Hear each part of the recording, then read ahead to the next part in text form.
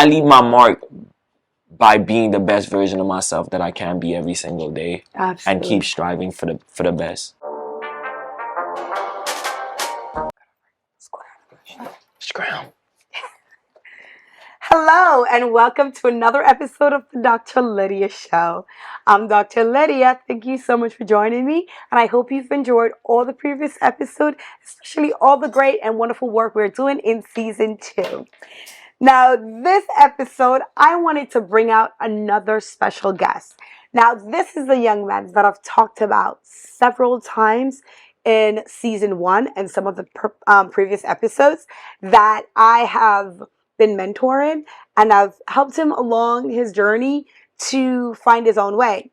And I am so inspired by him, his journey, and what he is continuing to do, that I thought it is better for me to bring him out here, have a conversation with him, to put a face to the person I've been talking about. But not only that, his story has been so inspiring. That's why I wanted to bring him on here to share with you guys, the Dr. Lydia community, and for him to be a part of you, because he's got a lot of wonderful gems throughout his story, throughout his journey, and as it continues, so that you get to see him shine. Okay? So help me welcome to the Dr. Lydia Show, Mr. Kern. Hello, Yes, come on over, yes, scoot on yes, over. Join me at my table. Oh my God, I'm finally at the table. This feels amazing. Wait, come on a little bit Oh, closer. Yes, I want to be able to get you in the shot. It's a high There you table. go. Yes, it is. How are you? I'm doing good today. Oh my gosh, thank you so much for being here. Well, thank you for having me. I was actually like really excited when you told me like, okay, you wanted me to be on it. That really made my day. So I'm here now. Okay. So yeah, how you guys doing? Awesome. All right. One of the first things. Tell them. You know what? Let me tell them first. I was gonna say tell them how I met you, but I'm gonna tell the first moment. One night, he's actually my daughter's BFF, and he came here. And one night, he popped up, he and some friends, and I'm telling you, to the house, the energy and the light that he brings every time that he walks in the room is undeniable. That I knew at that moment that once he was focused in whatever that he wanted to do, anything that he touched, he will turn into gold. So, with that said, you tell them how you met me. Well, you know what? Don't even go there. I just want a little bit more. I want you to tell them a little bit about yourself, a little bit about your story and your background. Wow. I'm honored and I'm flattered every time because like our story, like how like me and you came to be in communication relationship, and like I know everything happens for a reason, but let's just say like leading up onto that point, I'm from Trinidad and Tobago. So like, you know, the West Indies, the Caribbean, for all my island people, y'all know, you know, it's a lot for us to be in the States already. But I was born in Trinidad. I was born in Tobago itself. My mother is a Tobagonian native. She came to America when I was 9 months old. Like my mom got conceived me like while the paperwork was already done, and then she came to the country. She had to leave me because she couldn't take me. So I was raised up in Tobago with my grandmother. It was just my grandmother raising me. My dad wasn't that active or nothing like that. So it was like literally just my grandmother and me, and all the way up until I was 9. And then finally, you know, my mom filed the paperwork and stuff like that, brought me to America. While I was like, I would say like 9 to like middle school, high school, it was just like, it was whatever. Like I didn't really feel like I had like that true form sense of purpose, but I always used to like do stuff like hustle, wash cars, work at little like places, just trying to make like some money like to be able to do for myself and then my mom. And you know, I think my life just really developed because like I wasn't able to go to like college and stuff like that. All right, hold on. Let me ask you a quick question. Go ahead. One quick question, right? Go ahead. When you were in Trinidad and Tobago, what was life like? Oh, Because what happens is a lot of people that watch our show or watch this show and they see us coming from the islands and they come and we come here, they're thinking that one, America is a piece of cake. Two, Americans are looking at us like, oh my goodness, you know, we had it good from where we're coming from. Tell them a little bit about your journey. The grass ain't always greener on the other side. Like, you know, a lot of people want to come to like America, and because like it's the like land of free opportunity, but in the islands is so much sweeter. Like I fought this like argument with my mother and like other people so many times. I didn't ask to come here. You know, like it's crazy. Like that's where I was born. That's where like I really, even to this day, I'm like, wow, like I can feel me growing up as an island boy or island man. Like like even though America has so many opportunities, but the islands have so many experiences that I feel like a lot of people are craving, dying to have, or wanting to just like the word says, experience. Right. So. Right. What was school like for you down there? School, so like, you know, we have standards and forms. You know. Okay. Okay, so. But they don't know, so tell them. But you guys don't know. Strict, uniformed, and I think that it was more advanced a little bit. Like, you know, they try to say like the state schooling system is, but no, like in the islands, they make sure that you are a certain acumen, like you're at a certain level of intelligence, because they look at it like when you leave this country, if you ever get the chance to. So like they do things on a manifestation like level. Like if you get the chance to leave here, you're gonna be able to say like you came from this country and you are able to perform at a high level education wise or something like that. That's if you choose there it is to act on like, you know, what you're being taught and stuff like that. Okay. So when you came here, you said that you were doing car washes and all of that stuff. Yeah. What drove you to do that at a young age? My mom always was like, for me, like my mom always used to say to me, I brought you to this country. It's funny because it was a slight rebellious a little bit, because my mom was like, I brought you to this country. I could see you working in a desk or something like that. You're too intelligent to be out there hustling like that and whatever. But I was like, you're gonna buy me these little things, but there's like some things that like I want. Like I wanted these one pair of shoes. They were called the Royalty 4 Jordans, and like they came out when I was like 15. Like, and I was like, no, I want to be able to buy them. So I used to go around the neighborhood. I used to live in a apartment complex, and the apartment probably had like 24 to like 36 doors or whatever on it, and just that one cut alone, and then you multiply that by like 6-8 buildings. Now you see the money there. And I didn't think like that as a kid, but I was just like, okay, well, you know, if I wash this person car for like $30 here, I wash this, I sweep it, like I sweep the inside because I didn't have a vacuum, so I used to break the broom off and I used to sweep it out. I used to carry buckets from the corner. And I used to be like, if I could do this, I can really like do something for myself. So what ended up happening was, like, you know, every Saturday, every Friday when I'm off of school, like I would spend like parts of my weekend, like, you know, washing cars and trying to make money. Wow. Making money, not trying, making money. Making money. Wow. Okay. Man, already. So as a teenager, you decide to go to school, come back, come home, go to work. Yeah. Most kids aren't doing that. Most kids are sitting down, watching TV, relaxing because their parents are affording the life for them. I had part of that. Right. You know, I could be honest. Like, you know, I had my times where like I got really invested into video games and I loved it. Like Naruto, like, you know, basketball a little bit. I had a little bit of the sports. I want to run sports. But also I feel like this is also like a parent type thing. My mom didn't make that like a priority. So like for me to run track, I didn't get to. So because in the islands they don't believe like sports or music or things like that is going to get you anywhere. That wasn't the long haul. Exactly. It's always go to school, get an education. Okay. So you've gotten to this point. Why didn't you decide to like go to college like everybody else? Yes. This is gonna kind of like catch me emotionally every time. But you know, I didn't get to go to college because of my citizenship status. So like, I'm from Trinidad and Tobago. There were some things that wasn't taken care of responsibly on my part, you know, on my parents' end. And what happened was that kind of like affected my ability to go to college I wanted to go to school for psychology. I wanted to like either be a psychologist or a psychiatrist because I believe I was really good at speaking to people, and I believe that I had something to offer back, like if I could really work with people.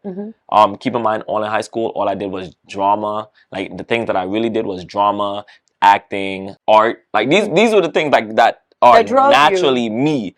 That drove right. you. These are my drives. But what ended up happening was it just, you know, those so let me ask you. So the art, the drama, all these things is what drive you. Why decide on psychology? Why did you think it was a childhood dream? I think it was because of that, like, you know, like I never felt like I was being pushed at that, like, you know, like really encouraged to go to school for art, or like, you know, there's like, oh yeah, you're a good artist, but like you're really good at this. Like, you know, it was more so what other people thought of me. Right. That shit that not drove me, but directed me in that path. So when I was like, okay, well, I go to school, I'd be good at this, so let me just go for this. Right. You know, but it wasn't what I loved to do. So what did you truly love to do? Like I said, I loved art, I loved drama. I always looked at it like if I could become like an actor. I always used to say like if I could be an actor or a performer or something of this sort, or even somebody who was able to like make my art and put it out there, like that's the type of stuff. I used to have walls. My bedroom walls used to be a compilation of all my drawings, my paintings of throughout my life. Like, and I would literally like just look at them like, wow, these murals that I would. So that was really my desire. Okay. That was really my desire. So now, how did you translate your desire into your business and into your current goals and your future goals? You know better than anybody. And she really does know better than anybody, because I was asked one pivotal question when I was like 20 years old, 23 now, but I was asked a very pivotal question. This is around the time we met. And, you know, I was just a 20-year-old young kid, just trying to, like, you know, figure out what life is, not believing in myself, not understanding what real potential is, not, you know, just feeling like life is what life is.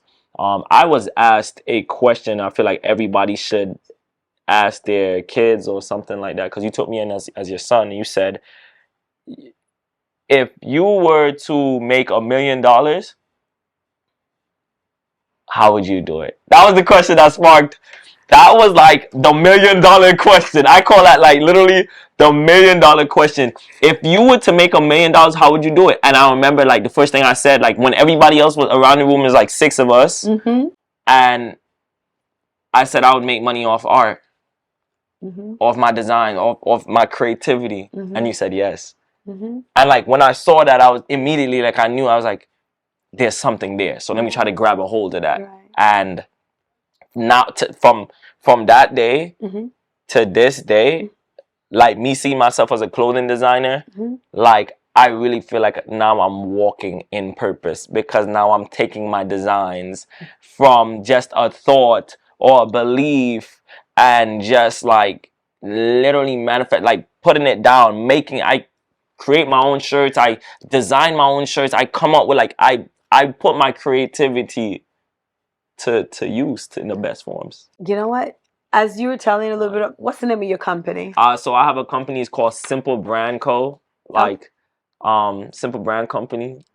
So that's what it is. What inspired the name and the idea? You already said that you're putting it all together because you love art. Right. And so far it seemed to me, and I'm sure the viewers will agree, that now, like you said, you're living on purpose and you're putting all the pieces that you love into play. Accurate.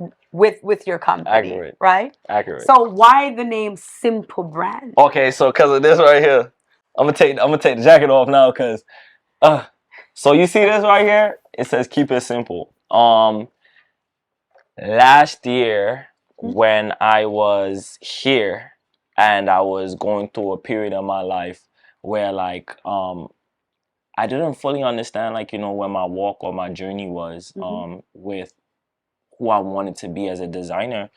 I was always being told that like my art is really good, my designs are really good, and all of these different things. So I was coming up with a bunch of different business. I was watching you do business like stuff every single day, and I would wake up at 4 o'clock when you wake up at 4 o'clock, and literally like I would I would literally say to myself, like, okay, like, no, I need to figure out.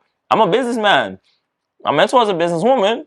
I love how she does this. Let me get up and emulate that same strategy. So I'm waking up in the morning and I found a way to like put my mind in a creative space. So I created a thing called Cultura Creative. Right. So Cultura Creative Studios was back there when I was in the office back there, right? You know, to any other person, I always say, like, it would look like a shed to a person, but that's how Steve Jobs was. And people like that would make garages, sheds, those offices, those little compiled pressure-filled spaces, because every day I got up, I was in that pressure-filled space and I was being super creative, but I didn't feel like that creativity it was coming out, but I needed to simplify it to put it out. Right. And that's where Keep It Simple came from. One day I was like, they have a bunch of brands that just say words, but it doesn't have like either meaning, gallery depth, or essential fair God. And I was like, okay, keep it simple. And then I was like, yeah, that's hard, but that's simple. So, you know, that's how Simple Brand Company developed. But it's more to that story. Okay, so tell us more to that story. So basically what happened was, like, I had to Keep It Simple shirts, and I like wanted to make money from the shirts. Like, I wanted to make money from the shirt. I wanted to build something from this. But I didn't fully see it, but I just knew I had something. Like, it was tangible. I could feel it. Somebody else could have it. Right. So I have my own vinyl cutters, heat presses, those type of instruments, t-shirts. And one day I just, like, you know, one night I was up late, and I was just making them. I was around this time, like, I'm gonna also say this, around this time I got deeper in my faith, you know, in Jesus Christ. And I started, like, really delving into it. And I was reading my Bible, and I would listen to sermons, but I would be making these shirts and thinking about everything that you would say to me about who God has made me to be. Right. And I felt that pressure, because I believe that pressure makes diamonds. Remember that I told you that box that I felt like I was in when I was back there every night, every day, waking up at 4 o'clock, hearing you outside, making, like, noise in my mind. Like, I need to be creative. I need to bring my creativity to reality. I need to be that person I was designed to be. And so I had the shirts, and I was like, I could go out and I could sell them. Yeah, I could do that. I could do that. I could go out and sell them. All right, tell them about your first sale. How did that go for you? Oh. Well, hold on. Before, I was scared. Oh, see? Okay, I was scared. I was scared. The story behind that is I was scared. I ended up coming to Dr. Lydia here. And I said to her, I said, I'm scared to go out there. I believe it. I have it. Right. I have it. But I'm scared to go out there.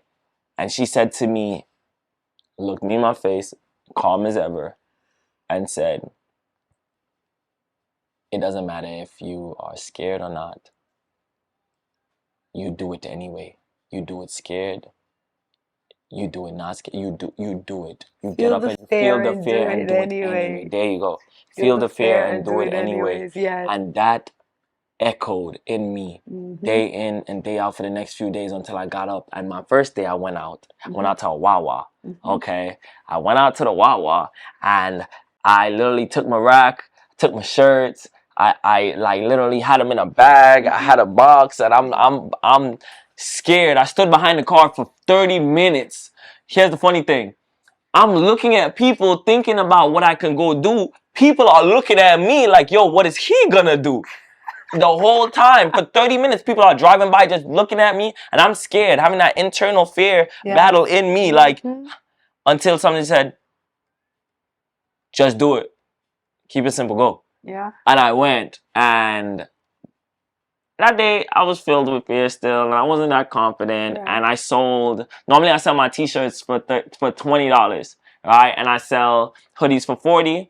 So what ended up happening was that day, which is also available on your website. Yes, it's also available on my website. The link is going to be down below, or wherever we put it. Just be on the lookout. I know you want it. Yeah. It's simplebrand.shop, because it's a simple brand. Keep it simple. Right. But yeah. You went up and you talked to them. I spoke. Right.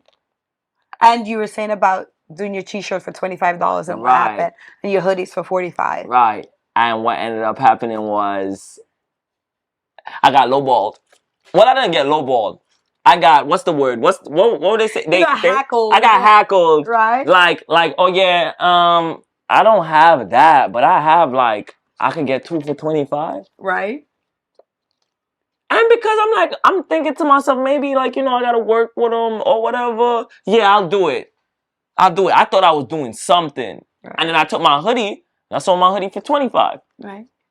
I came home that night. Right. What was the advice you got? Yeah, it wasn't. Tell them the advice you got. I was told that I went out there and I let them treat me like a crackhead. To any random person, like, that's like tough and it's harsh. But coming from her, it's not that tough. Like, you gotta understand, like, you told me that if I believe in this, and I'm willing to go out there and work and stand on it and present it, that means you should always know the value of your work. Exactly. Know the value of your work and never settle for less than what it is that you deserve. What I also told him that day was, how long did it take you to do what you did? Right. How long were you out there? You have to first value your time, value what it is that you're doing before someone else could believe and value you. Right. And then what happened the next day when you went out? I was getting deeper in my faith at this time too. So what you were saying, I felt like it was God talking through you to me. So I wrote Hebrew 11:1. Y'all can look that up and see what that says. But I wrote that on my hand, and your words and everything just kept pressure. But it was a pressure that was pushing purpose. Inspiring. It was inspiring me. So I went out, and it was different this time. The first time I was on the back of behind my car, like at the corner. I went to the front of the Wawa this time. I took my bag, I put it on top of the table at the Wawa, set my clothes up nice in the bag, lined them up like a display. You're coming to shop now. There was a boldness that came this time. And what ended up happening was I went through with it, and I came home that night. I came home with $385. Wow. I came home, I was like, we're gonna be rich. we're gonna be like, yo, I don't know what I was missing out on. Right. I see it. I got the vision. Right. That's how that night ended up. And then slowly but surely I kept believing in myself. I remember too that one time you came home and you weren't feeling so inspired. And what did I tell you about the numbers? Do you remember that? Yes. When I calculated out the numbers and I said, continue, even on the days that you don't feel like it. That was amazing. Because on those days that you don't feel like it, you're still talking to somebody. They're still potential customers. Remember that? Yes, correct. Absolutely. And so even if they may not buy from you, you're touching them with your words and they will remember you. Yes. Now, how long since you started your business? I would say it's like about a year. Now, how much growth have you seen with continued work, practice, dedication, and your belief in yourself? I believe that like it's priceless now at this point, because now I can never go back. Absolutely. Like, I can never work for another. You know how that situation was too. I was working for somebody who. You used to throw blows at me, like people. Okay, tell them about the blows. People don't understand. No, tell them about the blows, because you see what happens is a lot of people don't have someone to give them the reality of it, but not in a mean way, but in a reality where I'm giving it to you, but this is how you shape it, so you can see a different perspective. So you can grow. Accurate. So what blows did I throw at you that allowed you to grow? I would say it was so. Story was, I used to work at a place called Majestic Ashlons in West Palm when I lived here, and what happened was I would come home from making tips. I believe I'm one of the sweetest, lovable talkative. Like I will go my ends to make sure that somebody is like well taken care of, supported, and served properly, because I believe that that's natural for a person to do. You should do these things naturally, so it should be easy. Right. And I would serve. I'll be the first one in, last one out. Things that people in them always hear. If you want to be successful, be the first one in, last one out. I do still believe that is accurate and that is true. But now when you're doing it for yourself with a purpose.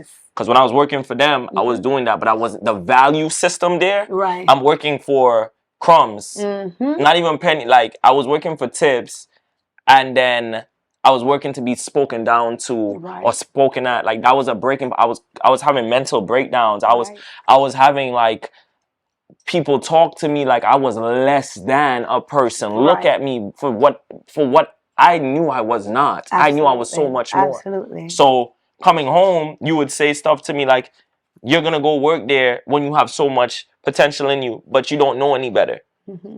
Honestly, I didn't know any better because I've never worked for myself at that level to where I can say like, oh, I have my own business. I understand what my dollar is worth when I invest it to go now make it double, triple, 10x.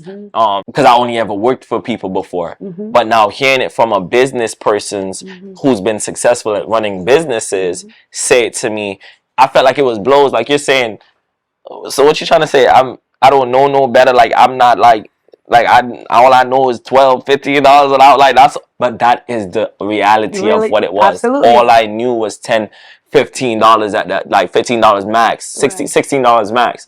Wearing myself out, working for people instead of putting in that blood, sweat, and tears for myself and getting a valid reward. Valid. How rewarding has it been for you? Very. I feel like I said, it's priceless. Nobody pays me but me. like and doesn't it feel good that you know that whatever you do, it's depending on the amount of work that you put in? The amount of work that. So whether you put priceless. in, right? Priceless. And what's the amazing thing too about building your own company is that after a while, the goal is for the company to work for you. Work for me. I honestly believe like that's where I'm at right now. So like over the last year, it has been a learning process. Because I believe like for anybody who's ever going into entrepreneurship or goes into self-employment, you have to learn. Like I will not sit down here. There's the people, all kudos to you if you got it straight out the bat and you're like, yeah, I understand mindset. Nobody did. But I don't believe nobody does. No one did. They all had mentors. They all had to make mistakes. Something to they really all had to overcome them. Their mistakes.